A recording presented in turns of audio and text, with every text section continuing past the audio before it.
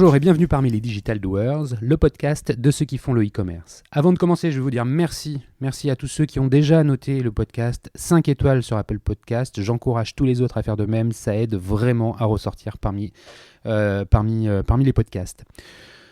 Aujourd'hui, nous allons partir en voyage. Je vous emmène plus exactement à la montagne avec Yariv Abesseras, le fondateur de Travel Factory, qui est le leader français des vacances au ski et que certains connaissent peut-être avec la marque Travel Ski. Yariv, c'est l'archétype de l'entrepreneur né. Vous allez voir, il va nous raconter un peu son parcours. Donc bonjour Yariv, est-ce que tu pourrais te présenter en quelques mots ? Bonjour, comme tu le disais, je suis donc Yariv Abesseras, fondateur du groupe Travel Factory, mais je suis marié, j'ai 3 enfants et j'y reviendrai après parce que je considère que ma famille, mon équation familiale m'a beaucoup aidé à travailler la promesse sur le site internet, mais j'y reviendrai après, ouais. C'est pour ça que j'insiste sur mes 3 enfants. Je suis né au Maroc, j'ai vécu et grandi 18 ans au soleil, ouais. Et ensuite je suis venu faire mes études d'économie et de finance à la Sorbonne à 18 ans. Donc j'ai fait 5 années à la Sorbonne, très riche en termes de vie étudiante, puisque je me suis engagé dans la vie étudiante doublement, on va dire. Dans un premier temps, dans une association qui s'appelle l'Union des étudiants juifs de France, mais parallèlement au service de la vie estudiantine.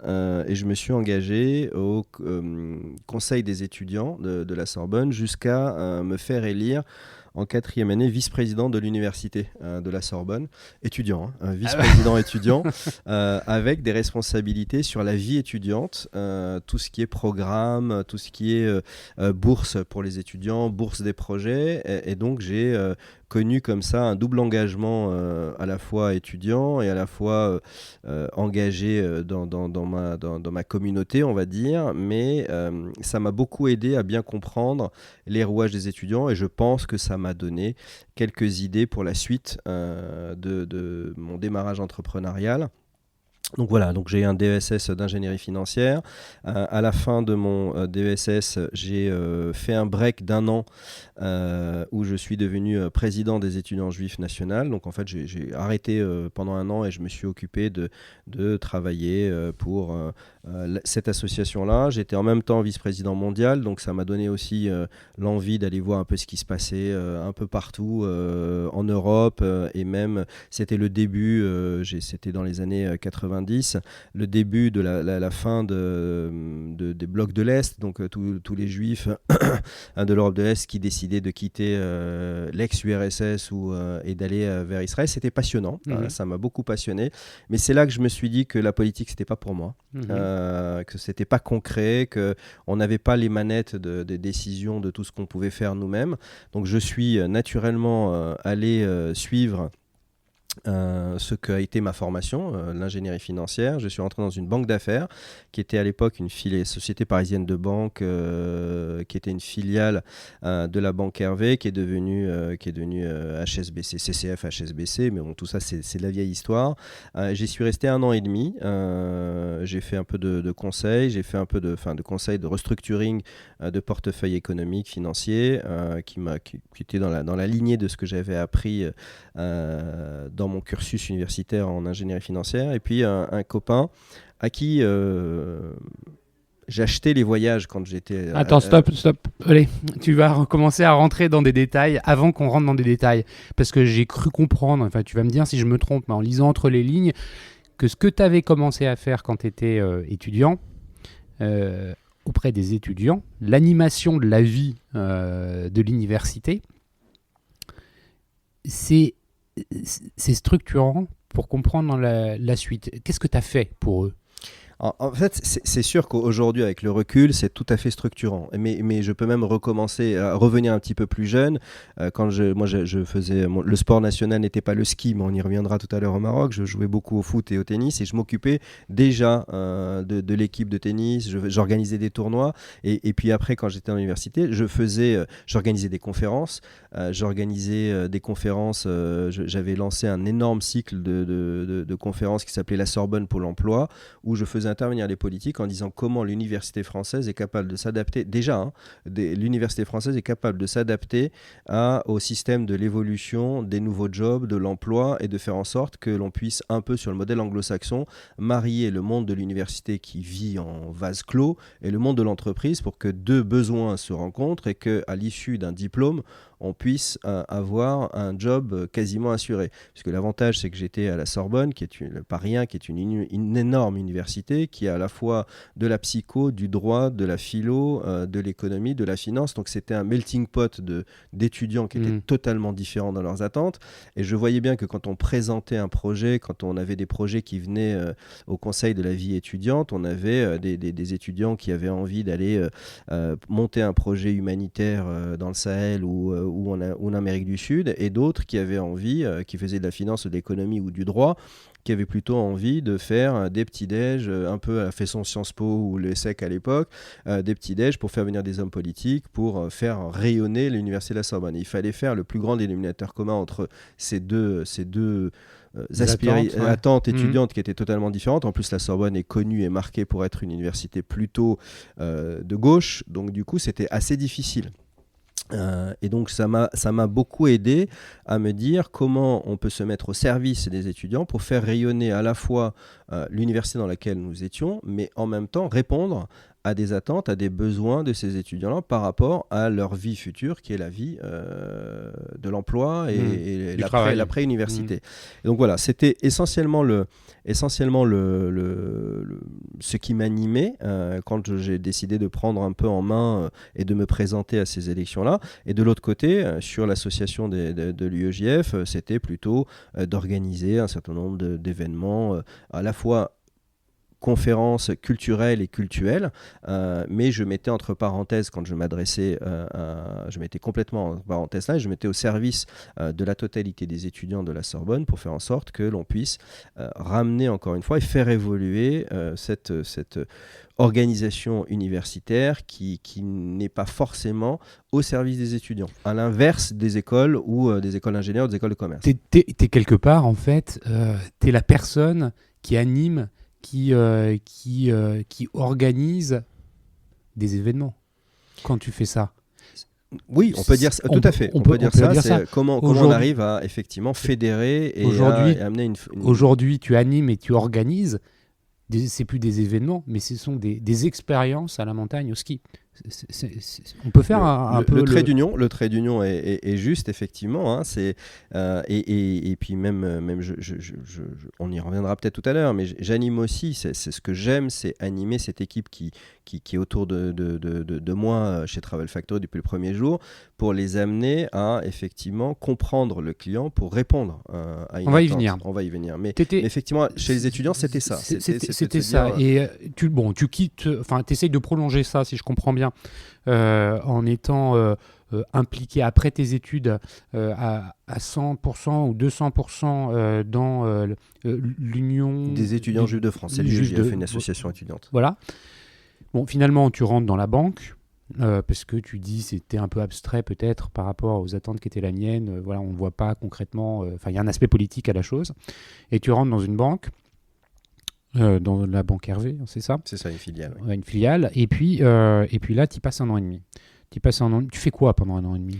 En fait, on me demande de travailler sur deux projets. Le premier, c'est cette banque-là était spécialisée de métiers réglementés. On ne va pas rentrer dans les détails, parce que la confidentialité, mais de métiers réglementés. Et il fallait séparer la banque privée de la banque de gestion et de la banque professionnelle. Donc, je devais segmenter, calculer les volumes d'affaires, calculer à un moment donné la rentabilité du volume d'affaires qui passait sur la partie professionnelle et comment la gestion privée pouvait reprendre la main et proposer un métier très très très bancaire, très bancaire, très normé, qui demandait forcément un peu de connaissances d'ingénierie financière pour pouvoir proposer un certain nombre de solutions, de montage, etc. Qui reste un an et demi seulement. J'y reste un an et demi. Bon, quand on apprend à se connaître, y arrive, c'est la première fois qu'on se voit aujourd'hui. Merci de me recevoir dans tes bureaux. Mais je perçois que tu es une personne avec un contact facile, on sent l'entrepreneur parmi tes équipes ici. La banque, est-ce que c'était toi? Est-ce que c'est parce que finalement tu avais l'impression d'être dans un carcan que tu en es parti? Qu'est-ce qui a justifié qu'au bout de 18 mois, tu quittes ce secteur? J'avais besoin de me prouver à moi-même que c'était pas pour moi. Et en fait, je me suis dit, va voir d'abord et rentre sur le terrain, joue, et avant de reprendre une décision de changer tes décisions ou changer ta trajectoire de vie. Et donc, je rentre dans la banque et je me rends compte effectivement que c'est très normé, ce qui est tout à fait normal, mais que ça devient une mécanique redondante, quasi quotidienne, de se dire le travail d'aujourd'hui sera probablement le même, alors avec une diversité de clients que l'on voyait qui était très différente, puisqu'il fallait s'adapter à l'individu qui était en face de nous, mais quelque part la norme nous ramenait à avoir toujours la même approche qui consistait à dire je dois faire appliquer ce process-là. On m'a proposé à un moment donné de glisser vers la petite cellule qui existait à l'époque en fusion-acquisition, et c'est là que je me suis dit finalement c'est pas fait pour moi, j'ai plutôt envie de passer de l'autre côté de la barrière et d'être quelque part la personne que j'allais interviewer, qui était chef d'entreprise, qui avait un certain nombre de collaborateurs et qui avait développé sa boîte, et à qui j'expliquais qu'on ne pouvait plus, dans la nouvelle réglementation, on devait faire une séparation entre la vie privée et la vie professionnelle. Et je me suis rendu compte que c'est ça qui m'intéressait en fait. T'avais eu sauter la barrière, enfin passer de l'autre côté de la barrière, je pense que c'est la bonne image. Tu prends un jour cette décision. De dire à ton employeur, merci beaucoup, mais nos chemins vont s'arrêter là. T'as un plan derrière ? Non, en fait, c'est deux concours de circonstances qui font que je décide vraiment de m'arrêter. Je commençais à en parler tout à l'heure. C'est en fait un ami qui avait eu une belle opportunité de créer un tour opérateur pour les étudiants.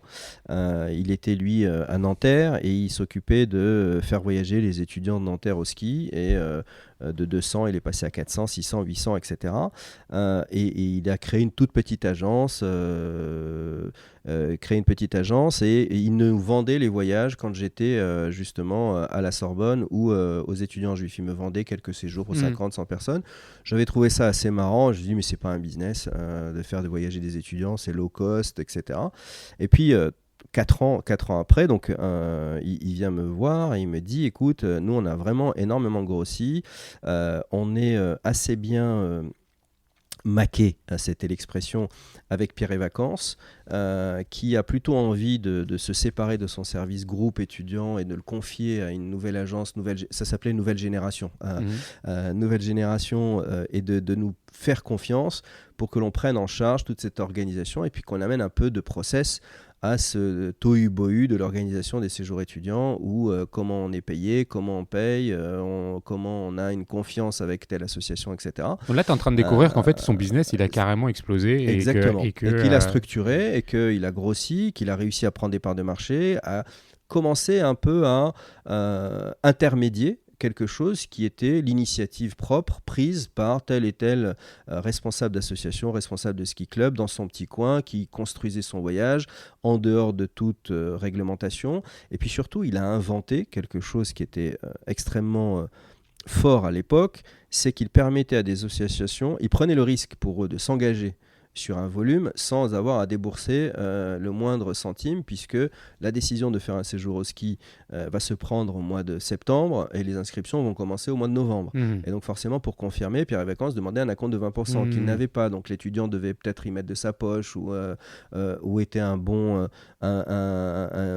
collaborateur qui arrivait à faire des promesses, etc. Donc Pierre et Vacances s'est dit, il y a une agence aujourd'hui qui est intermédiaire de tout ça, qui est capable de s'engager, qui est plus ou moins solvable, et donc qui a pris des parts de marché. Il me dit écoute, nous, Pierre et Vacances aujourd'hui nous demande de scaler un peu le modèle et d'aller prendre des parts de marché en Europe, de consolider le marché, puisque forcément c'était une idée. Parce que là, ça avait dépassé le Nanterre. Ah oui, c'était alors là, devenu national. C'était devenu C'était national. devenu national. Et donc, forcément, la bonne idée avait été copiée par une dizaine de petites agences d'anciens présidents, exactement comme mon ami qui s'appelle David Chetrit, qui avait créé cette agence.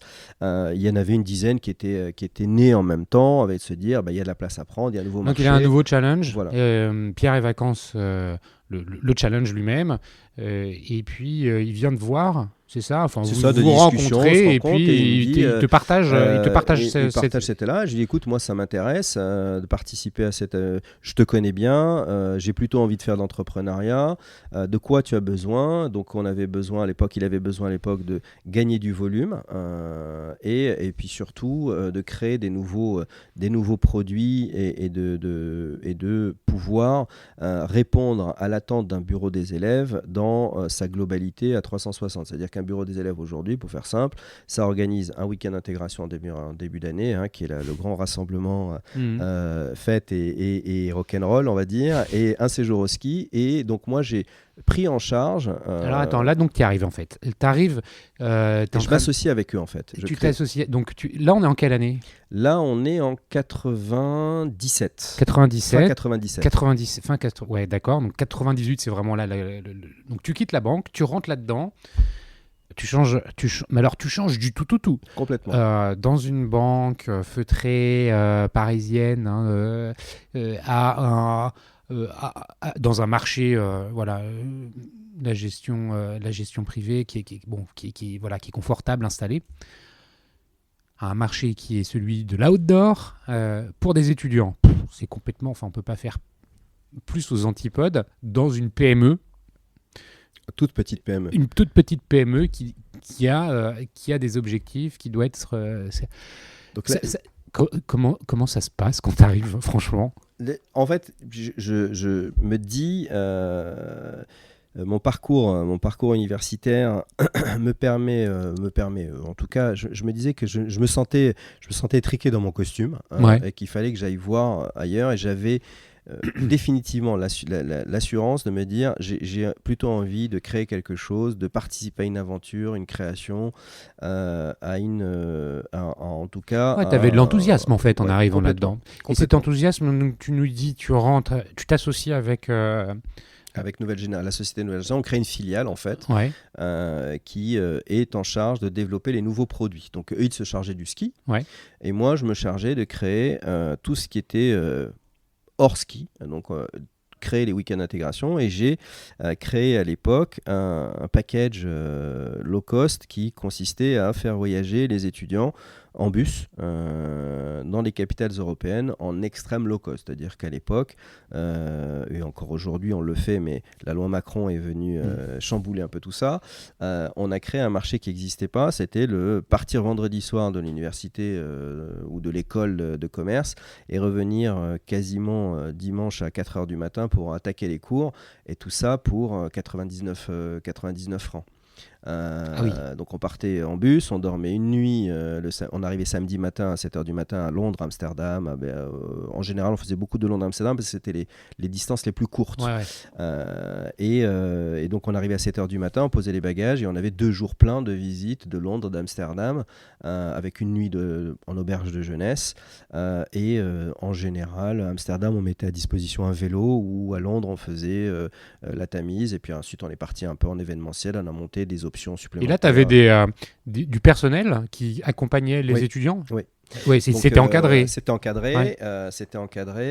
Au début, je l'ai fait moi-même pour bien comprendre le produit. Donc, c'est vrai qu'à 28 ans, me taper des allers-retours en bus, 8 heures à l'aller pour aller à Amsterdam et revenir lundi matin au bureau pour attaquer le...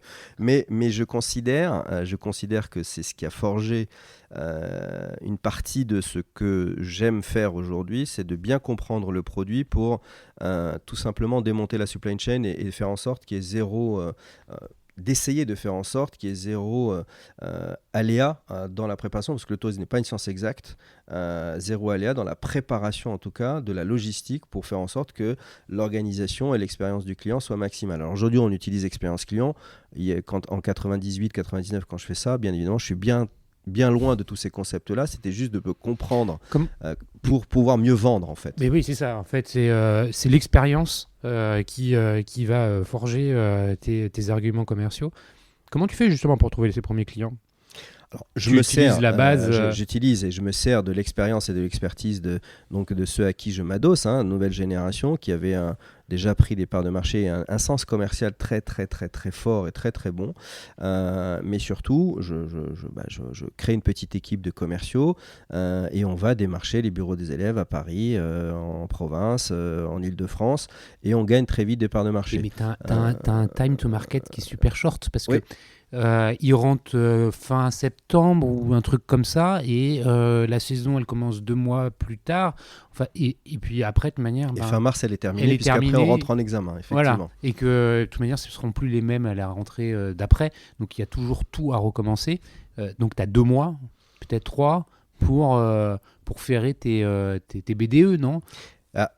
C'est exactement ça, et on va dire qu'avec la maturité de mon âge, puisque j'ai 50 ans aujourd'hui, à refaire, je pense que je n'aurais pas refait ça, parce que se dire monter un business model où le time to market est extrêmement court, sur du low cost, où les marges sont courtes, j'étais quelque peu insouciant, mais j'étais animé par ma volonté de me dire je perds rien, je tente mon expérience et on verra bien où tout ça va me mener. Mais c'est vrai que si on pose les aléas économiques ou d'un business plan sur la table, on se dit mais d'ailleurs mon père me l'avait dit, t'es un peu tombé sur la tête mon fils, parce que je suis issu d'une famille d'entrepreneurs, donc il me regardait en me disant écoute, si t'as envie de le faire, tente ta chance et on verra bien. Casse-toi la gueule, c'est comme ça qu'on apprend quoi. Voilà, exactement, et puis mais avec une dose de confiance quand même, parce que je voyais déjà un regard de bienveillance en me disant vu ton parcours, ce que tu as fait à la fac, d'un jeune qui a grandi au Maroc, qui était absolument politisé, qui s'est dit on va prendre, il voyait ça en se disant de toute façon il va se forger une expérience qui va l'amener à prendre une bonne décision à un moment donné, et j'aurais jamais dit moi-même que 20 ans après, je serais à la tête du groupe Travel Factory en faisant que du voyage, parce que, encore une fois, le démarrage ou le déclic ou la start-up, que c'était pas le terme de l'époque, elle est venue intuitivement d'une discussion et d'une opportunité. Et donc on est parti comme ça, et effectivement on a structuré un marché ensemble. Comment elle s'appelait ton agence là Donc ça c'était Nouvelle Génération, donc tout se faisait sous Nouvelle Génération, mais la filiale s'appelait Planète Sensation. Et l'idée, c'était un contrat d'utilisation de licence de marque Nouvelle Génération, pour faire en sorte que Nouvelle Génération faisait que du ski. Donc moi, je venais chercher, en fait, l'idée que moi j'aime bien développer, c'est que quand un bureau des élèves ne voulait pas acheter de ski chez Nouvelle Génération, on rentrait par la fenêtre, on lui vendait un séjour à Amsterdam ou un week-end d'intégration. Ce qui fait que quelque part, on avait une quotité disponible d'argent pour le loisir des étudiants qui était attribué. Et il fallait qu'on en prenne au moins une partie. Donc, si on prenait tout, tant mieux. Et ça nous a beaucoup arrivé de faire des contrats globaux avec des associations en disant on te fait ton ski, on te fait ton week-end d'intégration et on te fait ton séjour à Amsterdam ou à Londres ou à Prague ou à Venise ou à Berlin. Ou sinon on n'en prenait qu'un, c'est ce qui nous a donné une base de données, une force, un opérationnel très très fort. Voilà comment je décide de basculer et de créer vraiment mes premiers moments dans l'univers du tourisme. Alors combien de temps tu fais ça ? 2 ans. 2 ans, donc de 28 à 30. Voilà, exactement. Tu fais ça, et à 30, tu changes, pourquoi ? Alors à 30, Pourquoi fait, faire mes anciens associés, on était 4, mais vraiment dirigés par David Chétry, donc comme je vous en parlais, on voit qu'on n'est plus tellement aligné sur la stratégie, sur les choix de développement, sur les process, sur des choix d'investissement.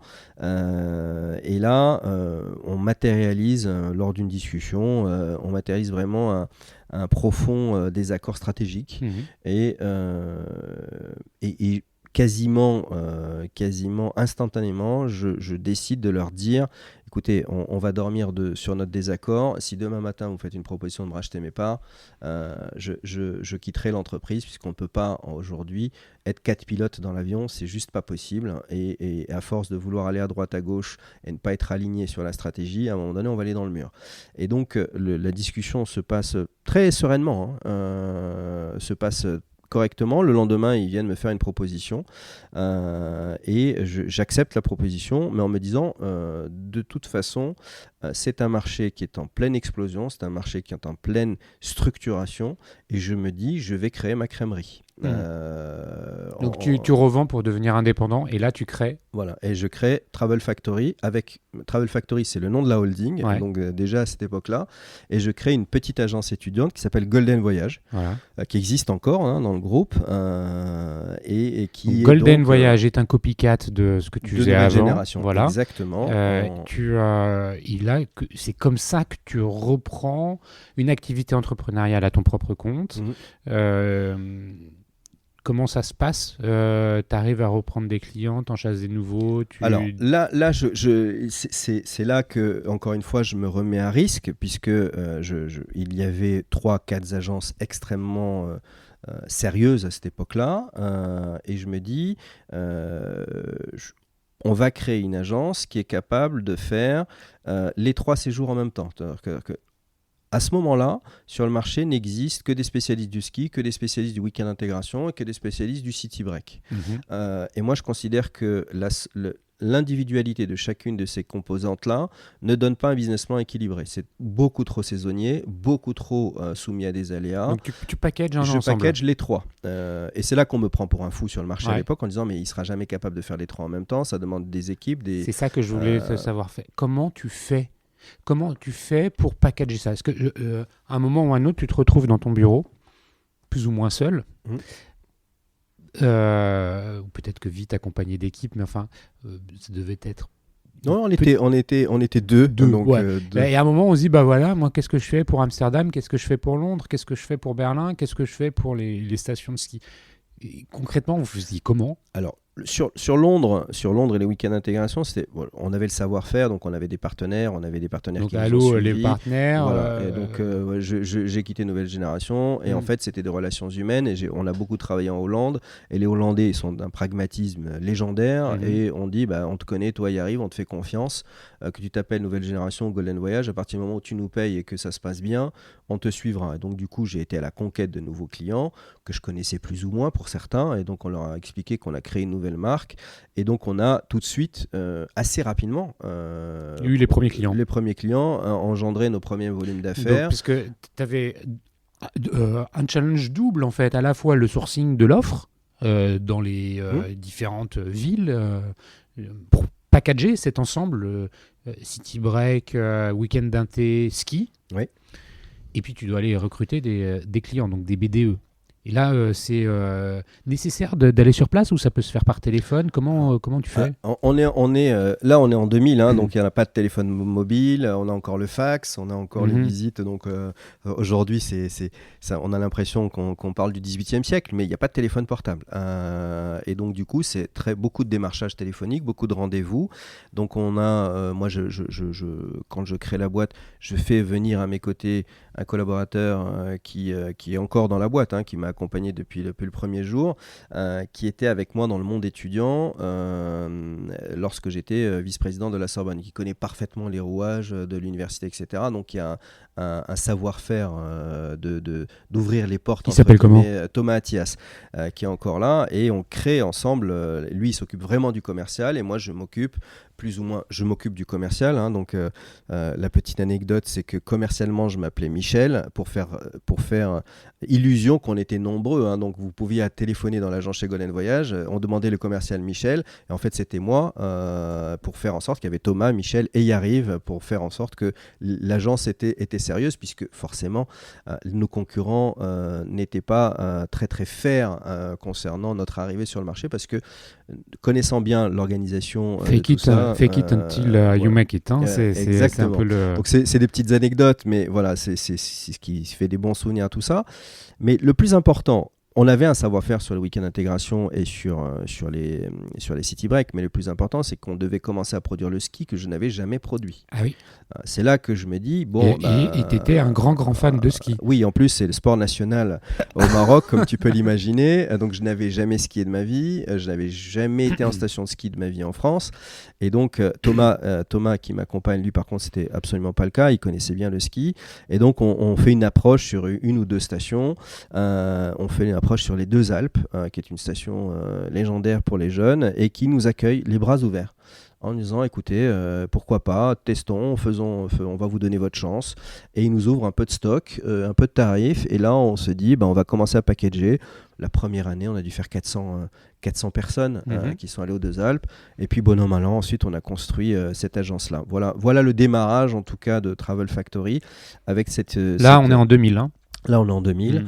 Donc, dans les plus belles années, Golden Voyage a fait jusqu'à 60 000 étudiants qui voyageaient avec nous. Là, aujourd'hui, on est plutôt aux alentours. On a stabilisé les volumes, puisque le City Break, comme je vous le disais tout à l'heure, a un peu connu ses heures de gloire, et aujourd'hui le mobile, la réservation online avec les Flixbus et toute la réglementation, la déréglementation dite Macron, c'est vrai qu'il n'y a plus d'intérêt pour un bureau des élèves que d'organiser un séjour pour 50-70 personnes. Et puis la démocratisation des voyages a fait qu'aujourd'hui, rare est un étudiant de 19-20 ans qui n'a jamais été à Amsterdam ou à Londres. Donc c'est difficile de trouver une appétence particulière. C'est intéressant ce que tu dis, parce que c'est vrai qu'on a tendance à l'oublier, mais le voyage, enfin le déplacement, c'est quand même beaucoup démocratisé par rapport aux années 2000, en 20 ans. Et c'est vrai que du coup les besoins sont un peu différents. Comment ça se structure là, parce que tu vas développer une marque qui s'appelle Travelski. Oui. Quand est-ce que ça se passe? Quand est-ce que tu organises les choses autrement? Comment ça se fait? Pourquoi? En fait, en 2003-2004, on commence à avoir déjà des volumes importants sur le monde étudiant. Nouvelle génération a disparu à ce moment-là. Pour des raisons X et Y, ils ont déposé le bilan, et ce portefeuille-là a été racheté par un de mes concurrents principaux qui a consolidé le marché. Donc naturellement, on était devenu 2 agences et demie en France, et Golden Voyage a réussi, à la nature et horreur du vide, à récupérer une grosse partie du business avec la promesse qui était la nôtre dans l'exécution et dans le rapport qualité-prix. Travelski naît en fait en été. J'étais en famille, c'est là que je reviens encore une fois sur mon démarrage, en famille à Punta Cana, et je découvre le all-inclusive, la formule all-inclusive de Punta Cana, où en fait vous pouvez aller avec vos enfants et tout est compris, et s'il a envie de boire 12 coca, il peut aller se servir. S'il a envie de 13 glaces, et il ne vient pas vous tirer le maillot toutes les 3 minutes en vous disant papa je veux acheter une glace. Je découvre la formule all-inclusive, et germe dans ma tête l'idée de me dire mais il n'y a rien d'extraordinaire dans ce que créent là les groupes espagnols, puisque c'était vraiment les précurseurs sur cette offre-là, puisque je sais le faire pour les étudiants. Quand je les envoie au ski, je fais le transport, l'hébergement, le ski pass, le matériel de ski, les animations, les courses livrées dans l'appartement, je fais les assurances, je fais le happy few sur les pistes pour les amuser pendant les jumps, etc., ou sur les snowparks. J'ai dit, mais ça... il faut savoir le dupliquer sur le web. On est en 2005, c'est plus ou moins mature. L'e-commerce commence à naître en France, puisque l'an 2000, je l'ai vu passer, et j'avais beaucoup de mal, moi, avec les valorisations des boîtes Internet à l'époque. On les valorisait en nombre de VU. Et moi, j'avais fait des études de finance et j'arrivais pas à le comprendre. Ouais, c'est vrai. Il y avait des histoires folles par rapport à ça. Moi, j'ai combien de VU, et en fonction de ta VU, on va te valoriser. Moi, ça me dépassait mon entendement. J'arrivais pas à comprendre, très sincèrement. Et il y en a qui se sont mordus les doigts. Et puis il y en a qui ont fait fortune. Et il y en a qui ont fait fortune. Mais donc du coup, moi, en 2005, on voyait que les Français étaient vraiment prêts à passer à l'acte de l'achat sur Internet, etc. Et donc l'idée arrive en me disant mais tu es capable de transposer ce que tu fais pour les étudiants sur un outil digital, et pour créer une marque à destination des familles, du grand public, du mass market, et de sortir de cette niche uniquement étudiante, puisque je ne me voyais pas continuer à travailler. D'ailleurs, c'était une blague dans mon entourage de copains. Ils me disaient mais c'est sympa, il arrive ton métier, tu travailles 6 mois par an, et qu'est-ce que tu fais après? Je prenais un peu de temps. C'est vrai que je travaillais pas full-time toute la saison. Et donc, du coup, vient l'idée de se dire il faut qu'on crée un portail du ski online qui va simplifier le sacerdoce de l'organisation des séjours à la montagne, où aujourd'hui, en 2005, vous deviez réserver votre appartement d'un côté, ensuite aller aux caisses de remontée mécanique faire la queue, ensuite aller au matériel de ski faire la queue. Comment tu as définirais ta proposition de valeur à ce moment-là, en quelques mots? On l'a défini relativement vite quand on a cherché notre SS2I. C'est réserver son séjour au ski, la totalité des composants de son séjour au ski en 5 clics. Donc c'était de mettre sur un portail et d'agréger la totalité de ce que compose un séjour au ski, du package au ski, et de pouvoir réserver en 5 clics. Donc passer à l'acte, à la carte bleue en 5 clics. Et on a trouvé et là encore une fois je crée une filiale avec un ami d'enfance qui s'appelle Olivier Abergel. Attends, avant, c'est quoi les enjeux, c'est quoi les challenges, c'est quoi c'est cette promesse-là, 5 clics? On dit c'est facile, 5 clics. Non, mais c'est pas que de l'UX sur un site où en 5 clics, tu valides ton voyage. Derrière, il y a la vraie vie. Et la vraie vie, c'est l'hôtel qui doit être réservé, le ski pass qui doit... je ne sais pas comment ça fonctionne, tu vas me le dire. Le matériel, donc le magasin de location de ski et de chaussures qui est au courant. Comment tu organises le flux derrière? Alors, l'idée, on savait le faire. On savait le faire pour les étudiants avec de l'Excel et des fax. En 2005, encore une fois. Et là, tu es en 2005. Mais je me dis maintenant, il faut passer de l'autre côté et de faire en sorte que ça puisse parler de façon assez rapide et par le web et par Internet. Donc, du coup, on se dit, c'est relativement simple. On va aller chercher les stocks, donc à s'adresser à Pierre et Vacances, s'adresser à des myriades d'hébergeurs et leur dire vous allez nous donner du stock en temps réel ou de l'allotement, c'était les termes d'avant, ils nous donnaient 10 chambres dans la résidence machin truc Polycom pour la date avec une rétrocession à J-25. Ouais. La même chose, les remontées mécaniques, c'est en flux, en stock globaux. Et donc on a cherché une SS2I capable d'interpréter des flux. En fait, quand vous avez passé la carte bleue, il fallait que les réservations partent en flux réel. Donc etc. en fait, tu as un flux qui rentre dans le système informatique de Pierre et Vacances et autres hébergeurs, oui. Qui va être reconnu comme étant identifié. En 2005, on est plutôt à la mano. Hein. Ah ouais, c'est ça, mais si ça, dis-le-moi. En 2005, on est parce plutôt que à la ça, mano. c'est l'objectif, mais concrète. Parce que, voilà, une fois encore, c'est ce qu'on se disait avant qu'on commence l'enregistrement. La vraie vie des entreprises dans le web, c'est pas un claquement de doigts, un clic, et puis comme par magie, tout se passe et s'exécute. Derrière, c'est l'exécution, elle est dans une certaine mesure automatisée, parce que tu as pu accéder à des technologies qui te l'ont permis, ou pas. Ou pas parce que c'est trop early stage pour pouvoir le faire, parce que les technos n'existent pas, ou pour plein de raisons. Donc c'est ce que tu as fait. Donc ça veut dire que derrière, tu as récupéré une partie de ton flux avant de l'automatiser. Exactement. Donc, en fait, nous, il y a deux moments importants de décision que l'on a prises, qui sont le squelettum de ce qui est devenu Travel Factory. C'est de se dire, de toute façon, le tourisme est une industrie de volume et que la marge se fait sur le volume. Et donc, on s'est servi de l'étudiant pour continuer à se dire, quand on a créé Travel Ski, on n'a pas décidé d'ouvrir toutes les stations de France. On s'est dit, on va être bon sur les stations où on a des étudiants. Donc on avait les deux Alpes, on avait une quinzaine de stations qui nous faisaient confiance sur l'étudiant à l'époque, et on leur a dit maintenant nous on va ouvrir Travel Ski pour les familles, etc. Ça vous intéresse? Bien évidemment, toutes les stations étaient intéressées, donc ils nous ont donné d'assez bonnes conditions pour avoir une promesse du rapport qualité-prix pour le client. Ça, c'est la première chose. C'était vraiment le premier axe de se dire, de toute façon, on ne créera pas Travel Ski si nos fournisseurs ne nous suivent pas sur la nécessité d'avoir une promesse qui consiste à se dire, plus je package et plus j'économise de l'argent, j'économise du temps, j'ai une promesse de gain de temps, mais aussi, puisque le web, en 2005-2010, c'était égal, bon plan, pas cher. Donc du coup, il fallait tenir cette promesse-là, ou sinon on était quelque peu déceptif. Deuxième chose, c'est qu'on commence à évangéliser la montagne française, à se dire, maintenant les clients ne vont pas arriver face à face en face de vous et vous allez délivrer la prestation, il va falloir commencer à informatiser tout ça. Et donc du coup, on a commencé à expliquer qu'il fallait des flux, qu'il fallait du temps réel, qu'il fallait de la réservation, qu'il fallait des flux XML, qu'il fallait... je ne vais pas rentrer dans les détails, mais c'est la vraie vie, c'est exactement ce que tu expliques. Et on arrivait parfois dans des stations où les gens nous regardaient et nous disaient, le flux quoi? Oui, mais je voudrais un flux pour pouvoir vous donner en temps réel les réservations. Et donc forcément, on parlait chinois. en 2005, on parlait chinois. Ouais.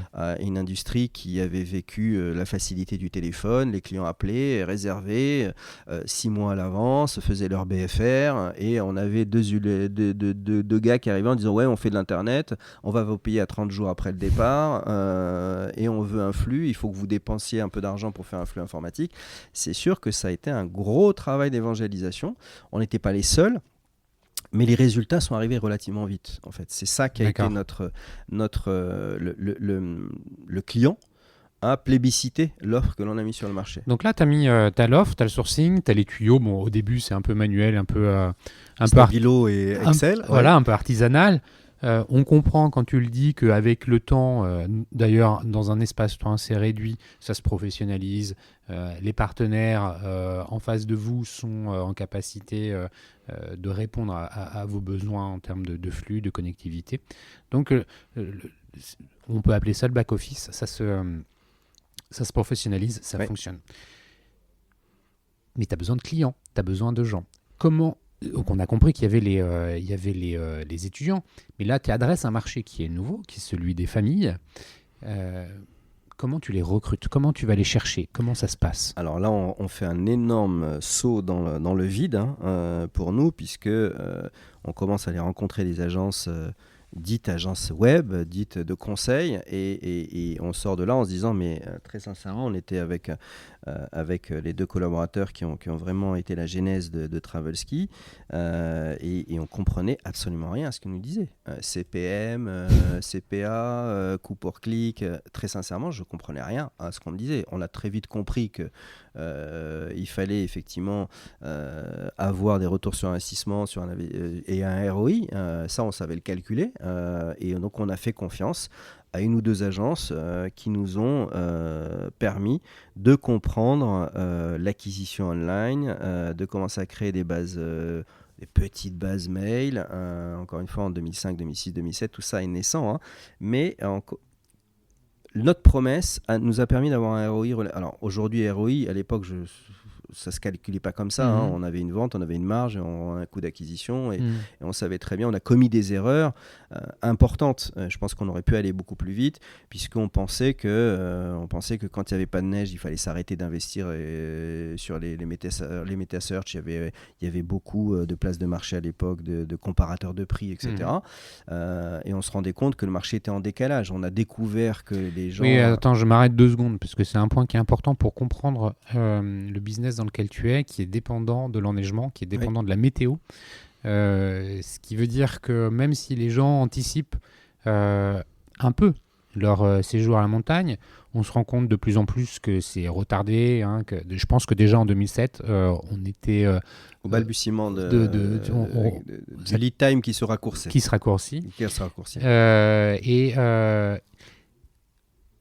Une météo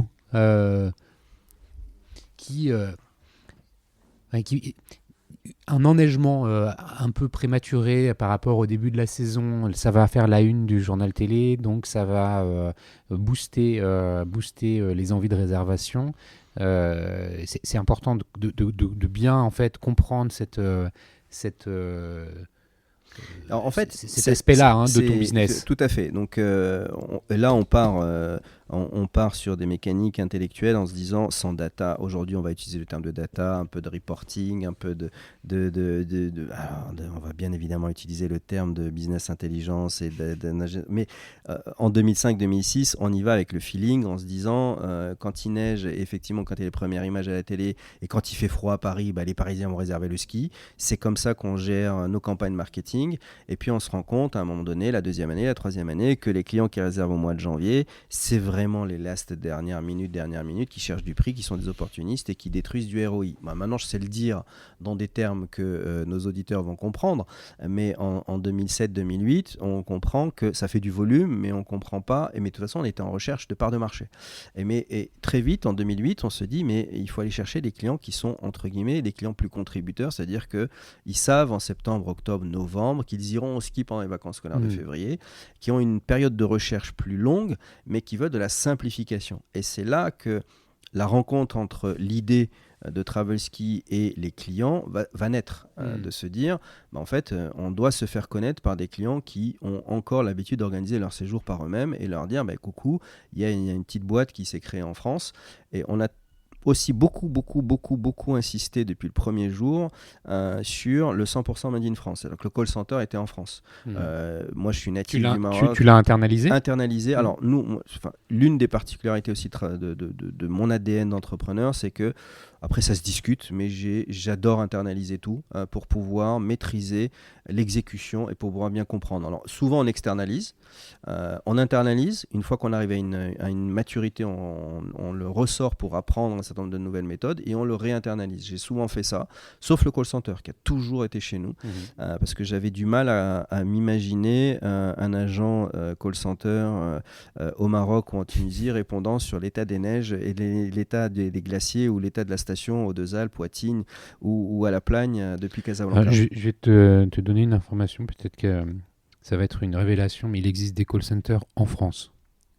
On est d'accord. On est d'accord, mais ils étaient trop chers pour nous à l'époque. On avait fait le travail et le coût horaire et on s'était dit de toute façon il faut que c'est un métier d'expertise. Le ski c'est un métier de conseil. C'est un vrai métier de conseil puisque... N'empêche que tu parles du call center, c'est quand même un sujet qui est primordial, surtout dans la dématérialisation de cette vente.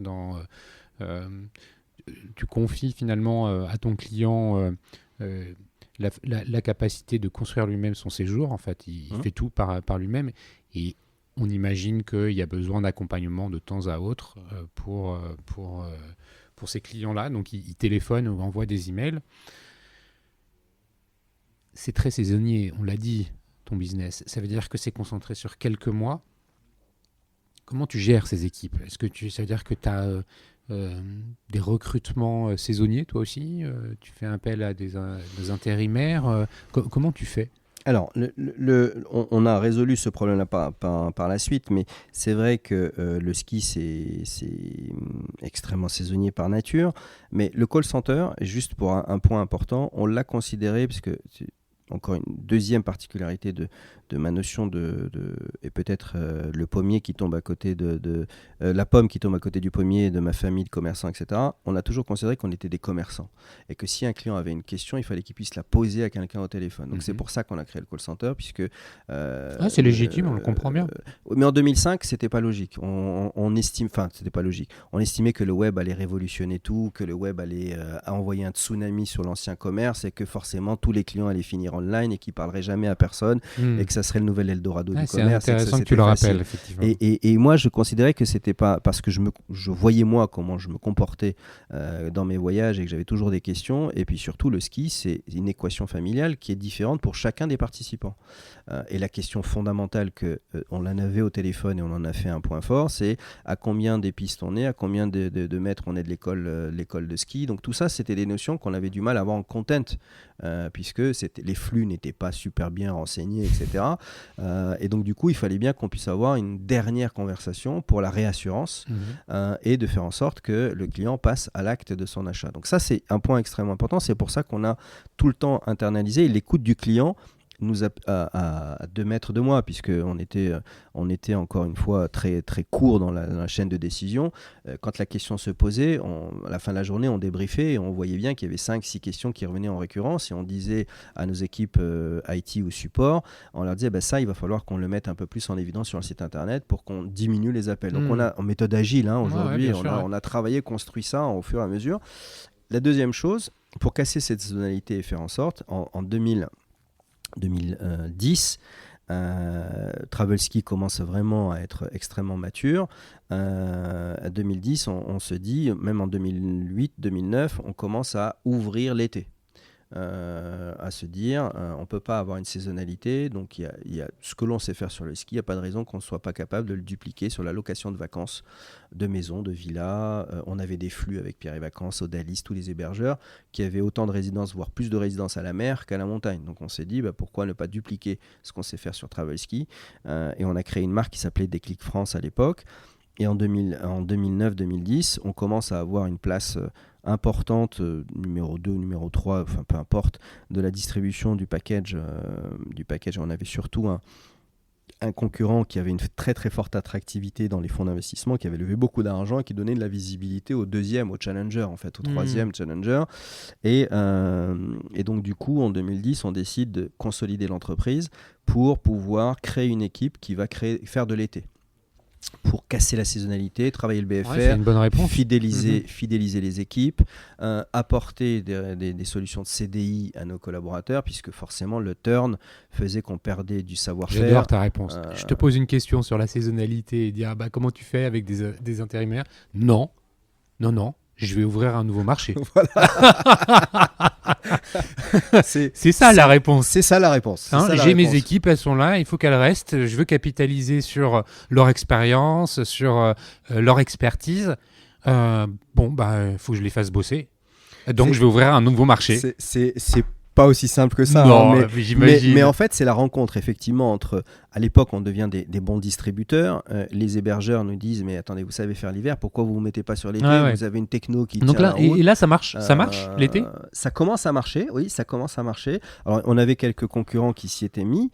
Ça marche, mais on sent bien là que le marché est beaucoup plus. La promesse du package n'est pas là. Donc la compétition est beaucoup plus lourde. Puisqu'on ne se compare que l'hébergement à hébergement. Donc, c'est de l'hébergement. C'est de l'hébergement pur. Il n'y a pas de promesse autre que marketplace.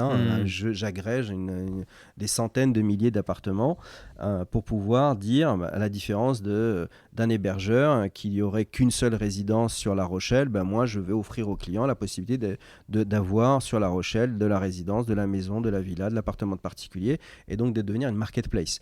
Là on est en 2007, 2008, 2009, 2010. On décide de vraiment consolider ça, puisqu'on sent qu'il y a une place à prendre sur la location de vacances.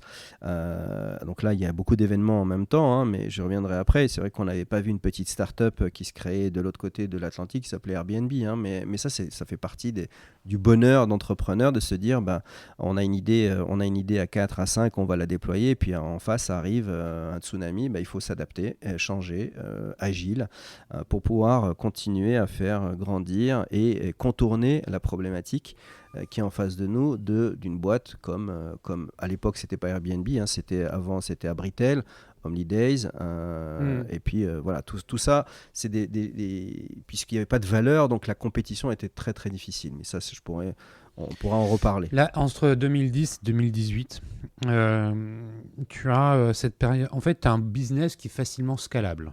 Oui. Ça veut dire qu'une fois que tu as mis en place tes process, ton fonctionnement, il y a, alors je mets un gros guillemet, juste du volume à faire, mais derrière la mécanique elle est là, elle tient, ça fonctionne, tu dois donc recruter des clients. Tu as cette phase de croissance, aujourd'hui tu revendiques la place de leader en France dans le voyage au ski, c'est ça? Oui. Oui. Ça veut dire que tu atteins aussi une forme de... Tu es arrivé jusqu'à une forme de maturité. Je prends un petit peu j'accélère un petit peu parce que l'année dernière, cette phase de maturité, tu l'as concrétisée en t'adossant à un partenaire, la Compagnie des Alpes. Est-ce que tu peux nous dire pourquoi tu as choisi ce partenaire? Où en est Travelski aujourd'hui? Et puis j'ai une autre question relative à ça, mais qui est liée au comportement d'achat de tes consommateurs, parce que je voudrais que tu me racontes en 10 ans comment ça a évolué. Donc pourquoi ce partenaire?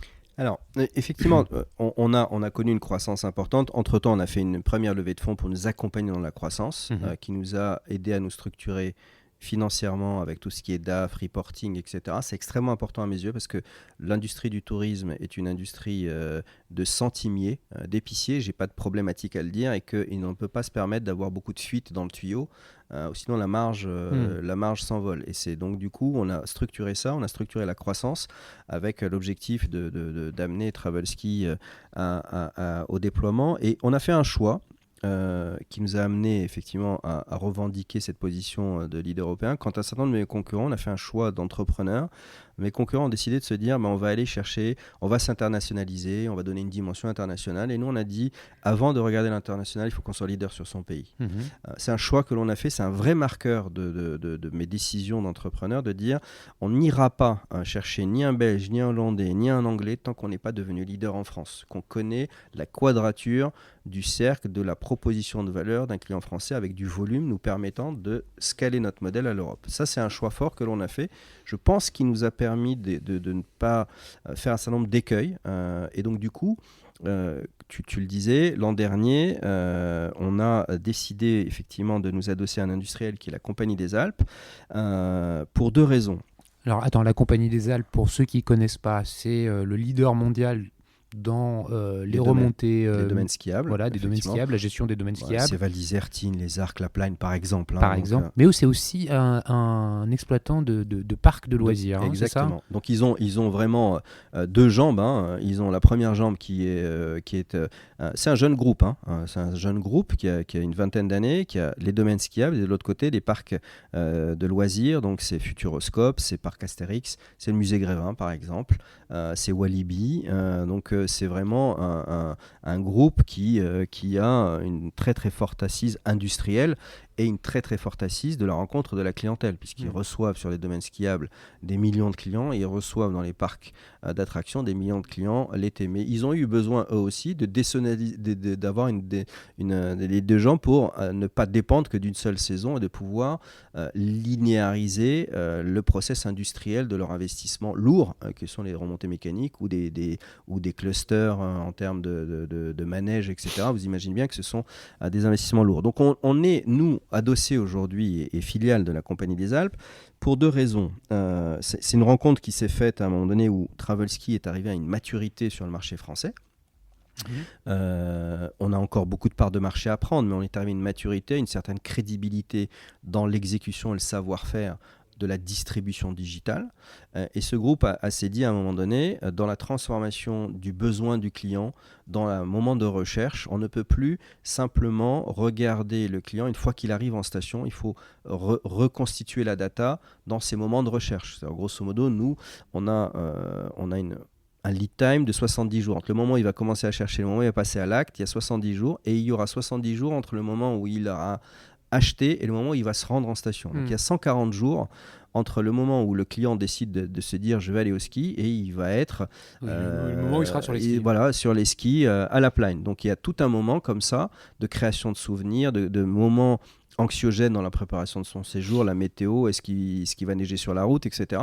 Donc il fallait créer, la Compagnie des Alpes a résumé ce chapitre-là en se disant il faut une relation avec le client sans couture, de l'acte d'achat jusqu'à door to door, jusqu'à son retour à la maison. Et donc on était une pièce importante dans ce schéma-là, de se dire Travelski peut répondre à une partie de l'échiquier de la réflexion de la Compagnie des Alpes, de dire on ne peut plus gérer la relation client qu'une fois qu'il est arrivé sur le domaine skiable. Il faut le gérer avant, connaître un peu plus l'univers concurrentiel digital et de pouvoir adresser des offres en fonction de la segmentation, etc. Donc là, on pourrait glisser dans beaucoup de termes marketing, mais ce n'est pas le sujet.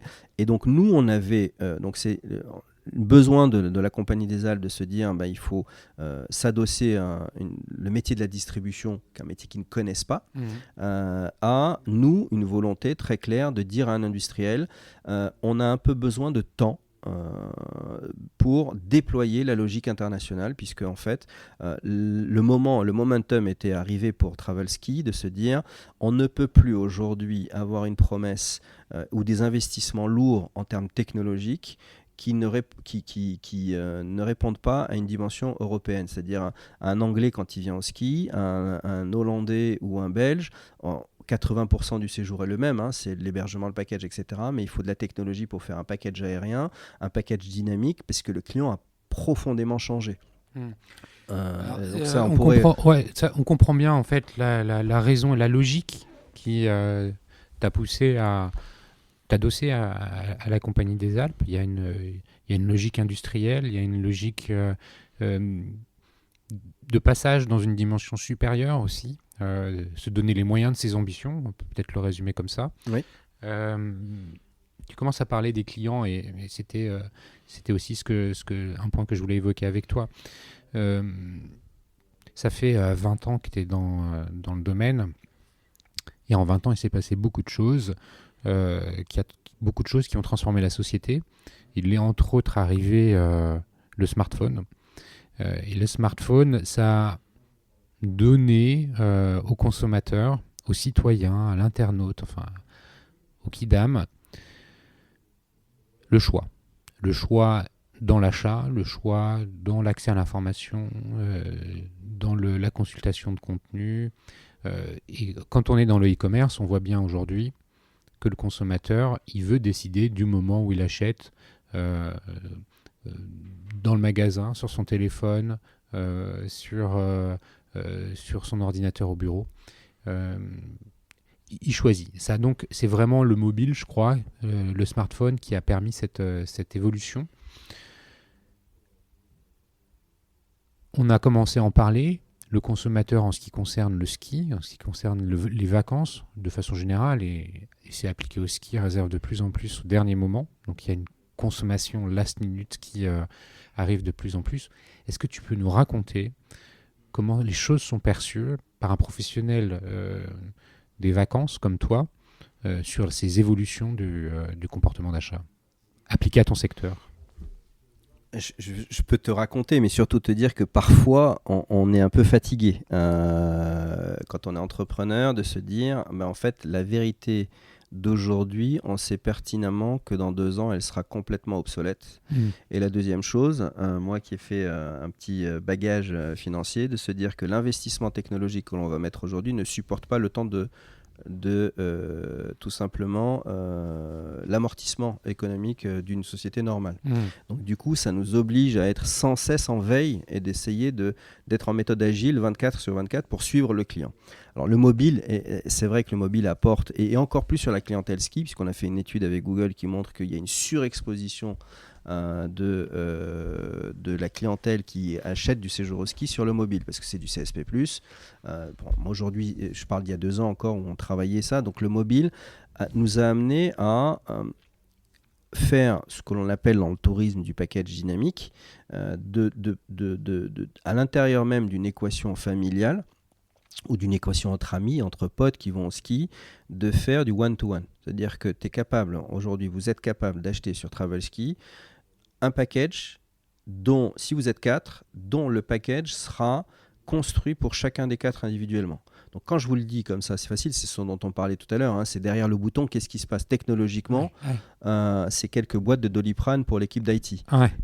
Et aujourd'hui, vous êtes totalement capable de dire, moi, y arrive, je vais au ski, j'achète mon hébergement dans le même hébergement que tout le monde, j'achète mon ski pass sur le Paradis Ski parce que j'ai envie de skier sur un grand domaine, j'achète mon école de ski et j'achète mon matériel de ski. Mon copain et vous venez avec moi, vous n'avez pas envie de skier cette année, vous pourrez dépackager et enlever. C'est du package sur mesure. Voilà, c'est du package sur mesure. C'est donc, un peu antinomique. C'est totalement antinomique parce que quand j'explique que je fais du package sur mesure, les gens me disent en fait c'est pas du package, c'est du dynamic packaging. Non, c'est pas du dynamic packaging, c'est du package parce que, bref.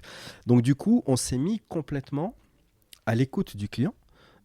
Technologiquement, en 4 clics, il est à 4 ou à 5 personnes. Et en plus, on fait du share. Donc aujourd'hui, vous pouvez payer votre partie à vous et pas la totalité du séjour parce que de plus en plus, on le voit, nos clients. Alors, il y a la grosse partie de notre clientèle qui est familiale, mais on a de plus en plus de copains qui veulent faire un court séjour, partir 3 jours. Là aussi, profondément, le besoin a changé. En 20 ans, c'est fini le ski de 9h à 19h. À 17h. C'est fini. C'est quoi aujourd'hui ? C'est quoi ? Aujourd'hui, c'est du ski plaisir. On voudrait skier le matin et faire la raquette l'après-midi ou juste contempler et de se balader en montagne et de prendre le bon air et de partir 3 jours, de partir 4 jours.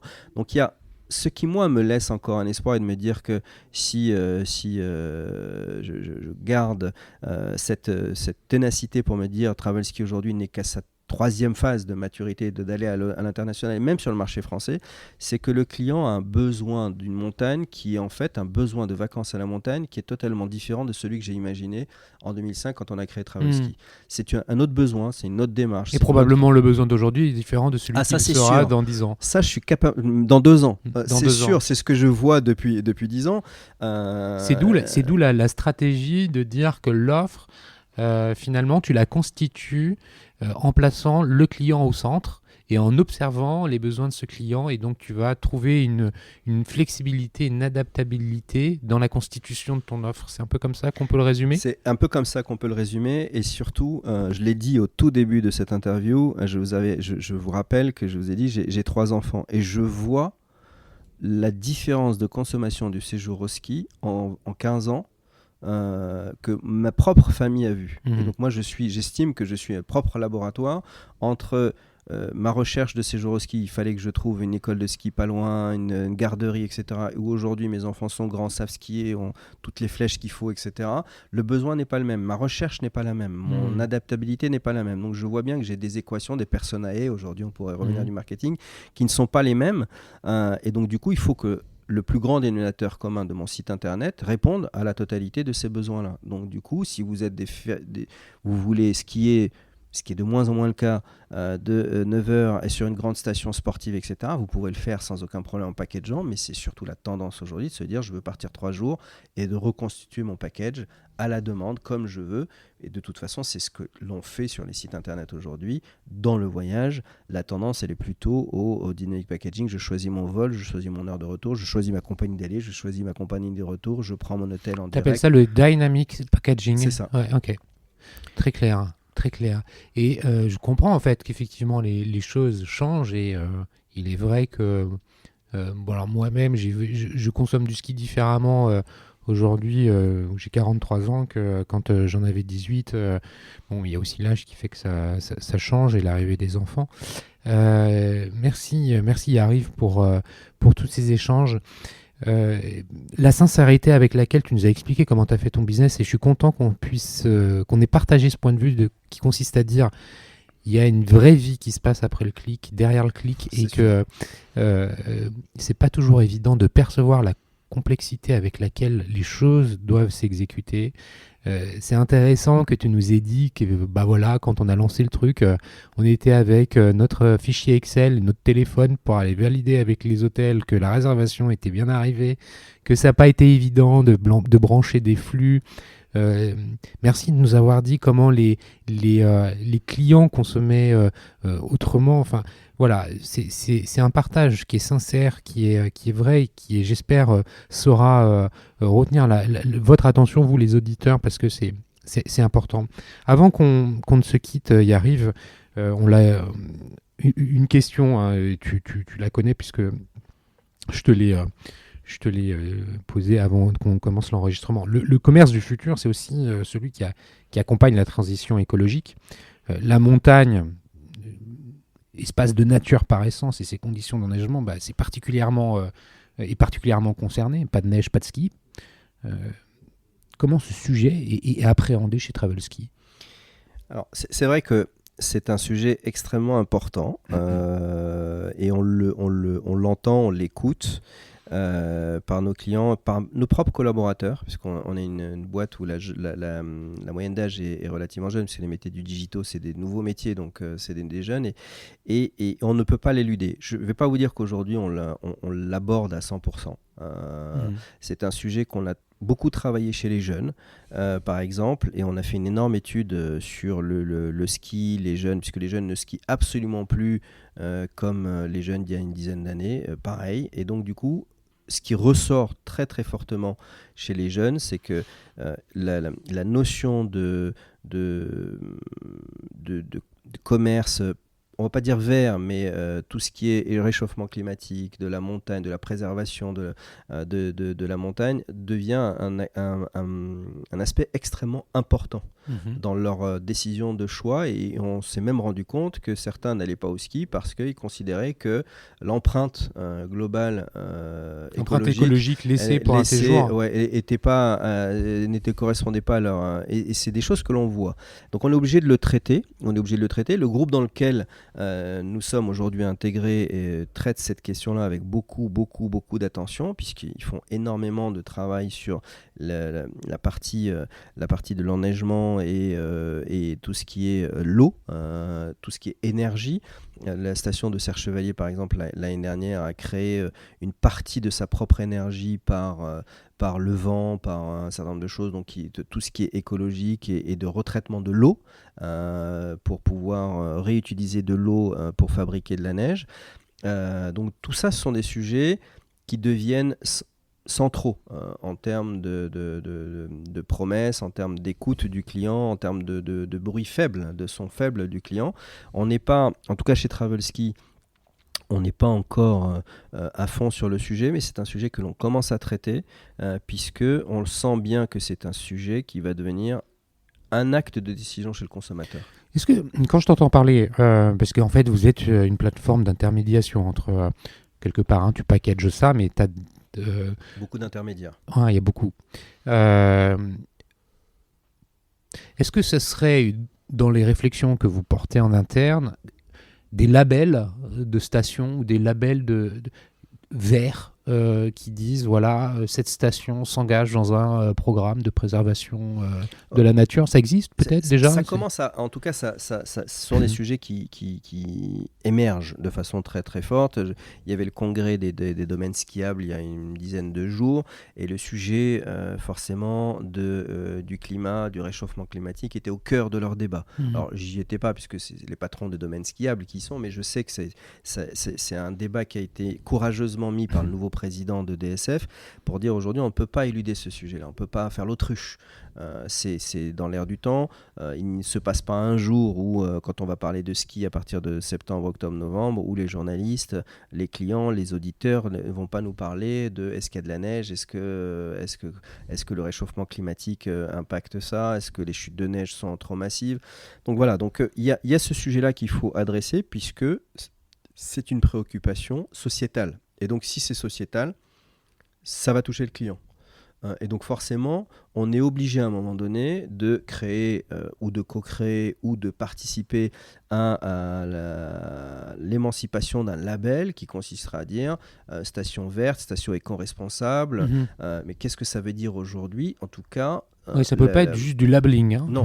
Parce que le greenwashing, c'est fini. C'est clair. Il faut des vraies promesses. Et une vraie exécution. On parlait de l'exécution. Derrière, c'est exécuter la promesse. Exactement. Ouais. Et encore une fois, le groupe auquel nous appartenons, la Compagnie des Alpes, est en train de beaucoup travailler sur justement l'exécution et la promesse de cette exécution, sur comment on fait pour avoir des stations qui ont une empreinte globale en termes de loisirs, qui ne soient pas expansionnistes en termes de dépenses ou en termes d'impact global. Donc c'est un vrai sujet que l'on traite, et de toute façon notre clientèle et puis même notre conscience d'e-commerçant va faire en sorte qu'à un moment donné on est obligé de s'y pencher sérieusement. T'en parles avec des partenaires de temps en temps ou pas? C'est pas encore des sujets qui arrivent sur la table? Non. Je pense à des Pierre et Vacances et autres hébergeurs, des stations. Les stations en parlent. Les pouvoirs publics nous en parlent beaucoup. On voit qu'il y a des sujets dans les tables rondes. Il y a une dizaine d'années, c'était la distribution Internet, etc. Aujourd'hui, dans tous les forums, dans toutes les tables rondes, il y a forcément un sujet où un sociologue va venir intervenir sur le point. La montagne, par exemple, est sur pas l'hiver, mais la montagne est vouée selon les études sociologiques et même ce que l'on voit depuis 3 ans, vouée à un grand succès l'été dans les 5 prochaines années qui arrivent. C'est-à-dire qu'on voit bien que le tourisme de masse de bord de mer est en train de décliner vers un tourisme plus authentique. Toute cette tendance alors on ne parle pas de l'écologie, mais toute cette tendance de détox, de bien-être, de bien vivre, etc., fait les beaux jours de la montagne l'été. Et on le voit bien en Autriche, on le voit bien en Italie, qui sont des destinations qui cartonnent l'été. Et c'est le challenge de la France. La destination France aujourd'hui doit promouvoir son hiver parce que le consommateur veut une consommation plus bénéfique dans son bien-être à lui. Et donc la montagne, le bien-être, l'air pur, la marche l'été. Et donc forcément la montagne l'hiver va devoir répondre à ces mêmes attentes, à ces mêmes aspérités qui ne sont pas que du ski. Et donc forcément les effets collatéraux de la neige, du réchauffement climatique, de la fonte, des glaciers, etc. Et donc il va falloir que cette industrie porte un discours de responsabilité en fait. Bon, écoute, merci pour ces premiers éléments de réponse. Merci, Yariv. On peut te suivre où ? LinkedIn, Twitter ? Surtout, moi je suis très LinkedIn, très LinkedIn, et effectivement un peu sur Twitter. Et principalement LinkedIn. Voilà, mais principalement comme LinkedIn. À peu près tout le monde. Voilà. Merci Yariv, merci franchement. Merci beaucoup, merci pour cet échange très, très long et très riche en termes de discussion franche d'un entrepreneur. C'est gentil, merci beaucoup. Merci à vous tous qui écoutez les Digital Doers. Vous êtes de plus en plus nombreux, comme je vous le disais en introduction, donc ça me touche beaucoup, merci. N'hésitez surtout pas à partager le podcast, à le noter 5 étoiles sur Apple Podcast, c'est le meilleur moyen de le faire connaître. Si vous avez envie de m'écrire ou de m'envoyer des messages, vous pouvez le faire directement en vous connectant sur le site lesdigitaldoers.com. Il ne me reste plus qu'à vous remercier et à vous dire à bientôt. Au revoir. Au revoir.